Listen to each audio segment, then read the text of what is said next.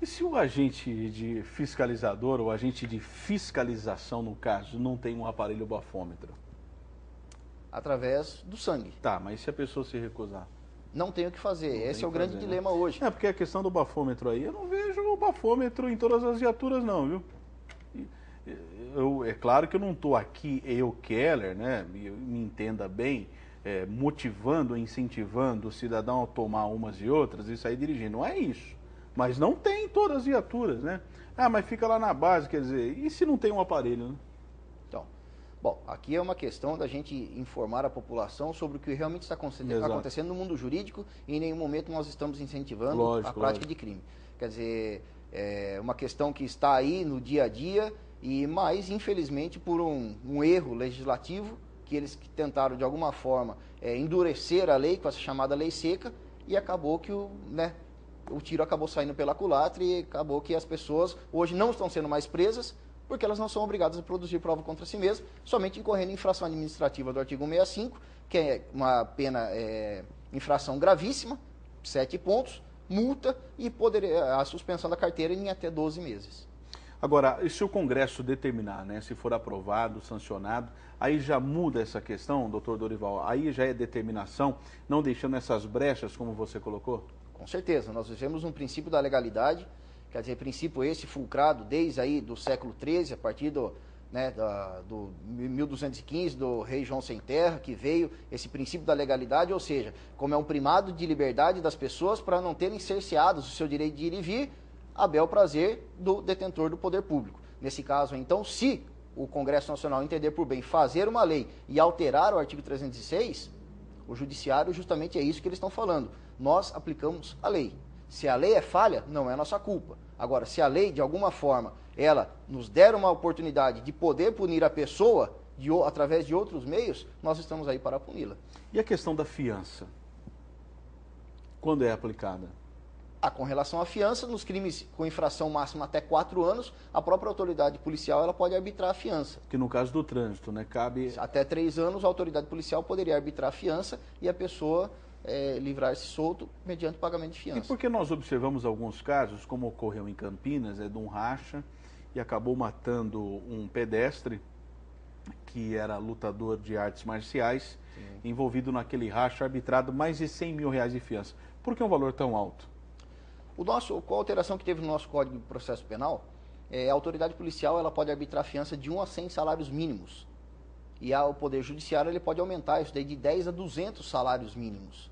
Quer dizer, então, em virtude disso, que pode ser duplicada, triplicada, até através do Poder Judiciário. Então, em virtude disso que as fianças acabam sendo muito diversas, mas tendo também um valor muito alto aí. E a autoridade de polícia também observa as condições financeiras do acusado, é isso? Também, uma das circunstâncias que a autoridade policial deve observar, além da periculosidade, principalmente a situação financeira do acusado, que dependendo do caso, se for pessoa pobre e tal, não sei o quê, a própria autoridade, hoje, tem duas opiniões a respeito disso daí, a própria autoridade pode fornecer a liberdade provisória sem a fiança, se ela for pobre, mas a corrente majoritária entende que somente o Poder Judiciário, com fulcro no artigo 350 do Código de Processo Penal, que pode conceder a liberdade sem fiança em virtude da situação financeira ser insuficiente da pessoa.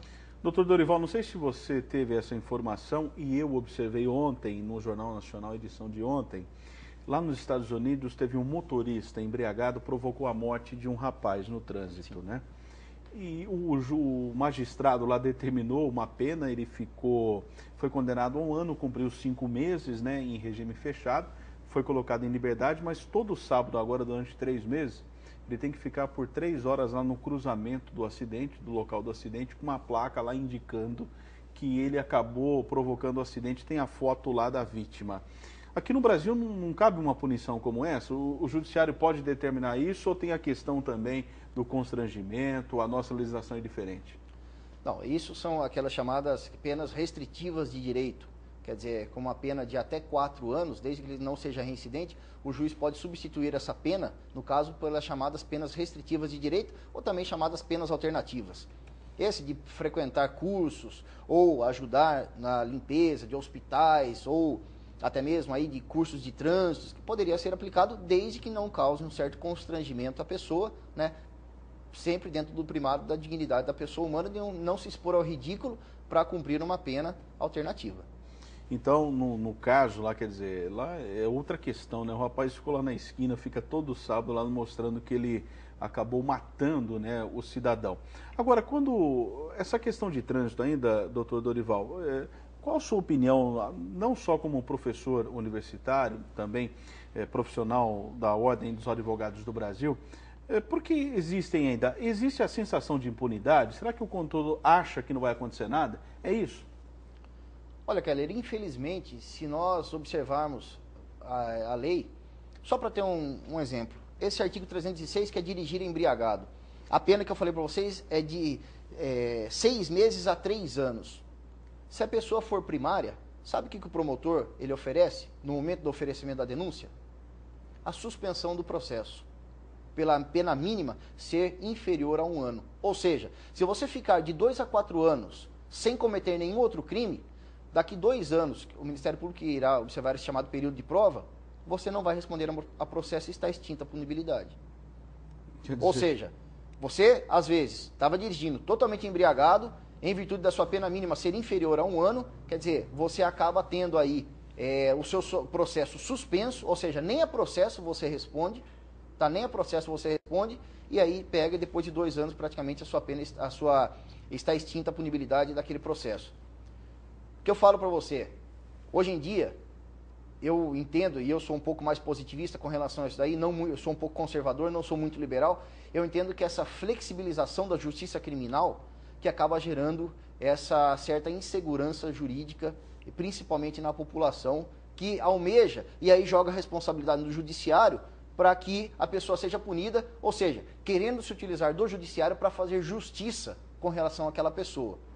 Eu acho que o direito não é para você praticar injustiças. O Poder Judiciário ele está ali como poder imparcial para aplicar a lei. Quer dizer, nesse caso, se a lei é branda, não é culpa dele.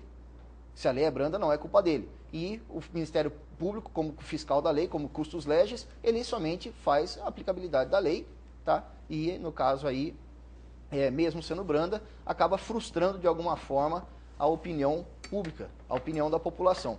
Exemplo disso é que nós falamos aqui, na última vez que eu tive a oportunidade de vir aqui bater um papo com você e os seus telespectadores, com relação ao habeas corpus do STF, o 107.801, que o ministro Luiz Fux acabou desclassificando daquela pessoa que matou outra pessoa alcoolizada, matou uma pessoa, dirigindo o veículo, matou uma pessoa.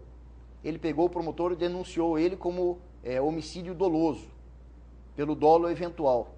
Chegou no STF através do habeas corpus 107.801 e aí o ministro acabou entendendo que mesmo estando alcoolizado e matando uma pessoa, não poderia ser classificado como dolo eventual. Ele não tinha intenção de matar. Ele não tinha intenção de matar. Ele não bebeu para matar, né? Ou seja, caiu naquela chamada culpa consciente. Ou seja, eu sei que pode acontecer, mas eu não quero que ocorra.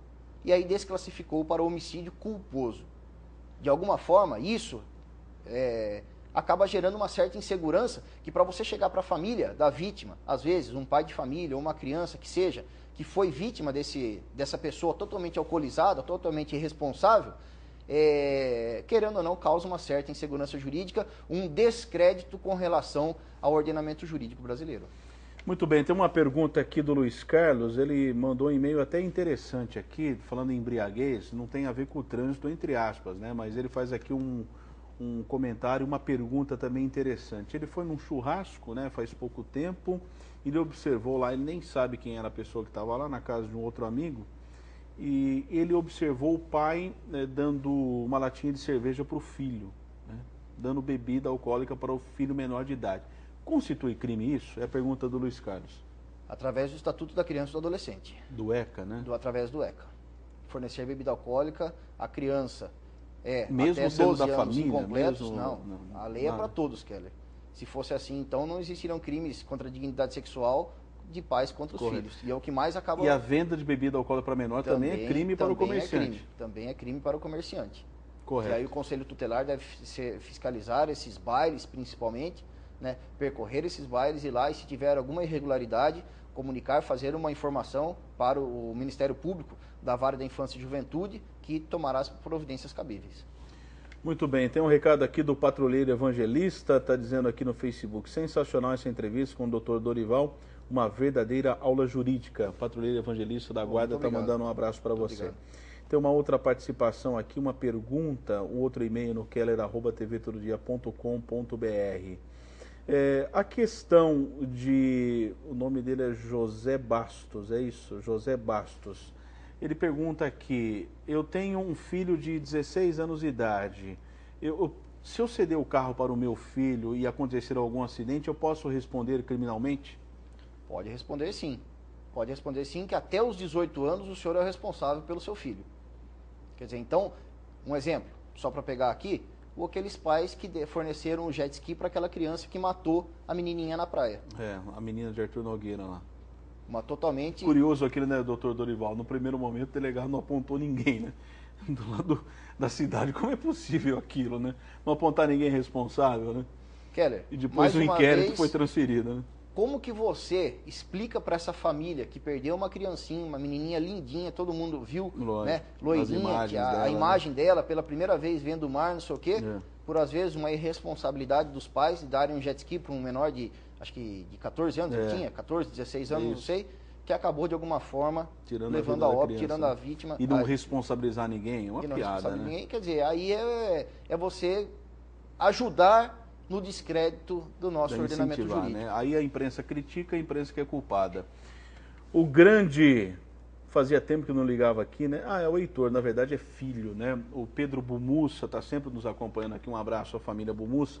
O Heitor, filho dele, está mandando um abraço para você, que é seu aluno do curso de Direito Noturno lá da Unisal. Com certeza, do 5º semestre B. Um abraço a todos os alunos do 5º B. O Heitor, né, que provocou uma verdadeira guerra, né? Tem a questão da... Na verdade foi a Helena de Troia, né? E o Heitor estava no meio lá, tô brincando, da questão lá dos gregos e troianos. Um abraço ao grande Heitor, que está sempre nos acompanhando também. Doutor Dorival, muito obrigado pela sua participação. Sei que você tem um compromisso daqui a pouco. Eu espero que você retorne em outras oportunidades. Muito obrigado. O prazer é meu, forte abraço e só nos convidar que estaremos aqui com o maior prazer. Muito obrigado. Um abraço também ao grande José Antônio Biazon, que é um funcionário dedicado, servidor público de Santa Bárbara, está sempre nos acompanhando aqui. Grande trabalhador, José Antônio de Biazon. Após o intervalo, eu retorno com outras informações.